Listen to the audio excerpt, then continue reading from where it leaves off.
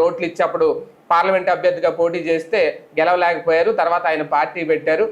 అంటే వీళ్ళందరూ ఒక అన్సక్సెస్ఫుల్ లీడర్ గా మిగిలిపోతున్నారు ఇలా చేసి. ఇక్కడ కూడా ఇదే, అంటే ఎంతవరకు ఇది ఒక ఊపు తెస్తుంది తప్ప తర్వాత వీళ్ళని అధికారంలోకి తీసుకురాలేకపోతుంది. అన్నామలై విషయంలో ఎలా చూడాలి? అన్నామలై కూడా ఓడిపోయాడు కదా మొన్న, అందుకే కదా బీజేపీ. ఓకే, ఇప్పుడు నేను అనేది ఇంకా ఇప్పుడు రాజు ఎవరు రెడ్డి ఎవరు 2031 అప్పటికి రాజకీయం ఎట్లా ఉంటుంది. ఒకటి ఏంటంటే, ఓ జాతీయ రాజకీయ పక్షమైన భారతీయ జనతా పార్టీ లాంటిది పక్కన ఉండగానే పూర్తి స్వేచ్ఛ ఇవ్వగా అతను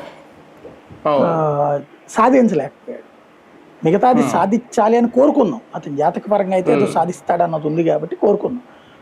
ఒక ఆస్పెక్ట్ లో పనికొచ్చాడు. ద్రవిడ రాజకీయాల మీద విరక్తి పుట్టించడంలో సక్సెస్ అయ్యాడు. ఆ గ్యాప్ ని విజయ్ సొంతం చేసుకున్నాడు. అంటే అలాగని ఇప్పుడు ఈయన బీజేపీ మీద ఏమి ద్వేషం వెళ్ళగక్కట్లా, బీజేపీ మీద ఏమి ఆరోపణలు చేయట్లేదు. ఈయన మంచిగానే నేను రాజీనామా చేసి బయటకు వచ్చాను అంటున్నారు. భవిష్యత్తులో ఎట్లా ఉంటుందంటే, ఇతను అన్నామలై ఇప్పుడు ఏంటంటే జాతీయ పార్టీలో వాళ్ళు యాక్సెప్ట్ చేయట్లేదు డైరెక్ట్ రాజకీయాల్లో. కాబట్టి ప్రాంతీయ పార్టీల్లో జాతీయవాద పార్టీలు ఏమి లేవు, డిఎంకే కానీ ఏఐడిఎంకే కానీ. అందుకని ప్రజలు తిరస్కరించారు జాతీయవాదు. కాబట్టి ఇప్పుడు అన్నామలై పార్టీ రేపు పొద్దున బీజేపీతో పొత్తు పెట్టుకోవచ్చు. ఏముంది, ఇప్పుడు మమతా బెనర్జీ కాంగ్రెస్ ఆవిడే బయటకు వచ్చి విడిపోయి తర్వాత కాంగ్రెస్ తో పొత్తు పెట్టుకుందిగా. అలాగే అతని పేరేంటి, మన శరద్ పవార్ కాంగ్రెస్ కి వ్యతిరేకంగా బయటకు వచ్చాడు. సోనియా గాంధీ ప్రధానమంత్రి పదవికి పోటీ పడుతోంది, ఆవిడకి అట్లా